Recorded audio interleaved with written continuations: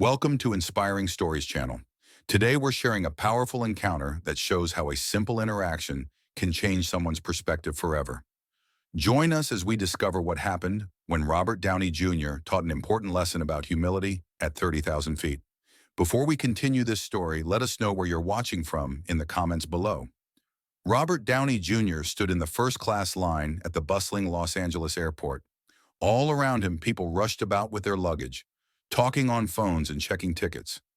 Unlike the other first-class passengers in designer clothes and expensive watches, Robert wore simple clothing, a worn plaid shirt, faded jeans that had seen better days, and scuffed boots that looked like they'd walked many miles. His backpack appeared well-traveled, with small tears and faded spots that told stories of countless journeys. Despite the noise and chaos of the airport, Robert maintained a peaceful demeanor, observing his surroundings with gentle interest. Behind him stood Victor Harding, a businessman who represented everything opposite to Robert's simplicity. Victor wore a perfectly tailored dark suit that probably cost thousands of dollars, Italian leather shoes polished to a mirror shine, and a gold watch that glinted under the airport lights. His cologne was expensive and strong, announcing his presence before he even spoke. Victor carried himself with practiced confidence, standing tall as if he owned the space around him.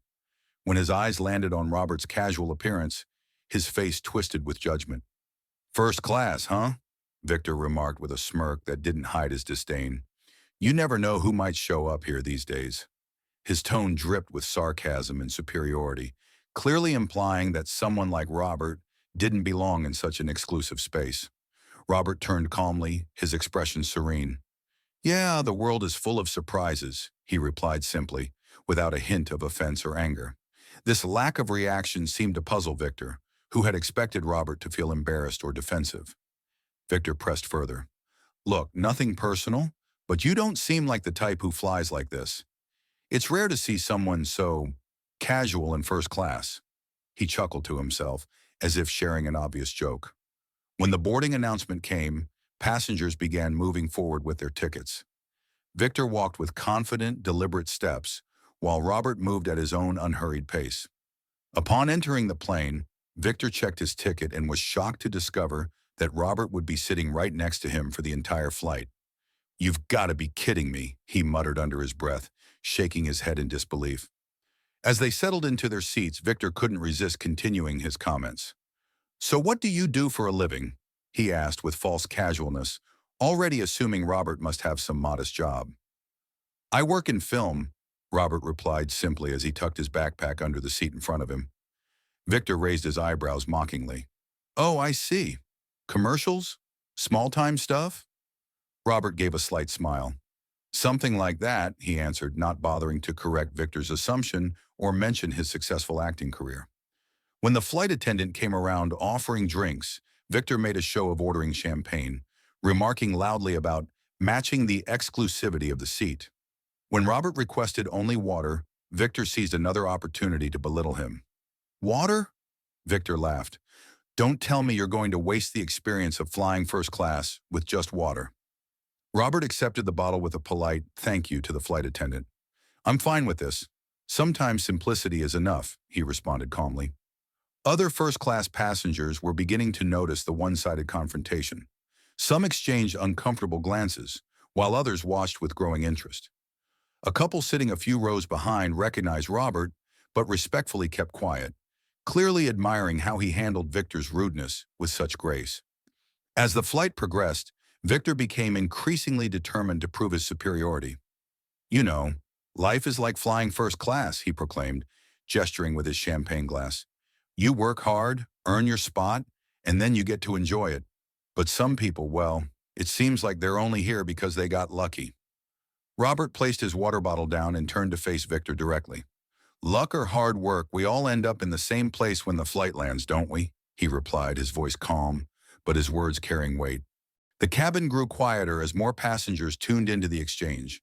Victor, noticing he was losing control of the situation but unwilling to back down, continued his provocations. "You know what's funny? People who have nothing to show for themselves always talk about things like humility and simplicity. Ever notice that?" Robert leaned forward slightly and looked Victor in the eye. I've noticed that sometimes the people who talk the most about what they have are the ones who feel the emptiest inside, he replied. This statement visibly stunned Victor, who struggled to find a response. Passengers around them exchanged impressed glances, some nodding in agreement with Robert's words. When Victor finally recovered, his tone had changed slightly. Look, I don't mean to be rude, but the world is competitive. If you don't show what you have, people will ignore you. That's just how things work. Maybe, Robert acknowledged, but I think true success doesn't need to be shouted about. It speaks for itself. The tension reached its peak when Victor, clearly frustrated by Robert's unshakable calm, suddenly stood up, knocking over his empty champagne glass. You think you're better than me? He shouted, his face flushed with anger. Sitting there with your clever little phrases, acting like you know everything about life. But you don't know a thing about what it's like to live in the real world. The entire cabin fell silent, shocked by the outburst. The flight attendant quickly approached to handle the situation, but Robert remained seated, looking up at Victor with the same calm expression. I don't think I'm better than you, Robert said gently but firmly. I just think that sometimes we need to stop and think about what really matters. And Victor, you don't have to prove anything to anyone. These words seemed to hit Victor deeply. His anger deflated, and he sank back into his seat, looking more defeated than furious. He sat in uncomfortable silence, avoiding eye contact with both Robert and the other passengers, who were now watching him with disapproval. Later in the flight, a flight attendant approached Robert with a message. Mr. Downey, the captain asked me to inform you that your connection in Tokyo is confirmed. He also sends his best regards. The name Downey echoed through the first-class cabin. Whispers spread quickly as passengers realized they were witnessing an exchange with the famous actor Robert Downey Jr. Victor's face drained of color as the realization hit him. Downey? He muttered in disbelief. Robert Downey Jr. Victor was visibly shaken, struggling to form words. I had no idea. I mean, you didn't say who you were, he stammered, trying to justify his behavior. Robert maintained his composure. I didn't think it was necessary. I don't usually use my name as a calling card. Look, I didn't mean to offend you, Victor said desperately. I just didn't know who I was talking to. Robert leaned forward slightly. Victor, what you said doesn't change just because you now know my name. The truth doesn't depend on who you're speaking to. It depends on how you choose to treat people. These words left Victor speechless. For the first time during the flight, he seemed to genuinely reflect on his actions, staring at his hands as if seeing himself clearly for the first time. You know, Victor, Robert continued softly, life is hard enough for everyone. The last thing we need is people trying to put others down to make themselves feel bigger. For the remainder of the flight, Victor sat in contemplative silence. The arrogance he had displayed earlier had completely vanished, replaced by what appeared to be genuine shame and self-reflection. He kept glancing at Robert, who had returned to reading his book as if nothing unusual had happened. As the plane prepared for landing, Victor finally gathered the courage to speak again. I need to apologize, he said quietly. Not because of who you are, but because I was arrogant. I acted like an idiot.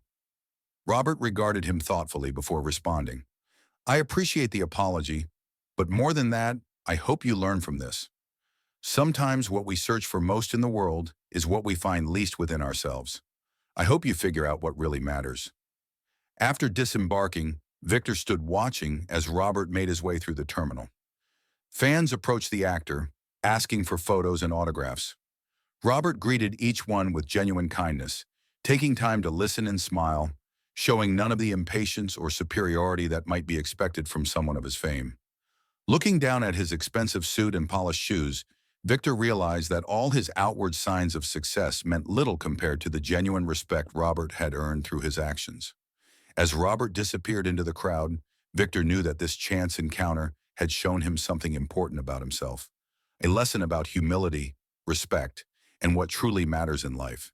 In the days and weeks that followed, Victor often thought about that flight and about Robert's words. The experience had planted a seed of change within him, challenging him to reconsider how he treated others and what he valued most. He began to understand that true success isn't measured by possessions or status, but by the positive impact we have on the people around us and by how we choose to walk through the world. In the end, we all carry choices that shape who we are. Are we living to impress others or to become better people? Robert's words leave a clear lesson. True success isn't about what you achieve or show off, but about the positive impact you leave on the world. If you enjoyed this story about Robert Downey Jr., please hit that subscribe button and turn on notifications. We share inspiring celebrity encounters every week that will warm your heart and change your perspective. See you in our next video.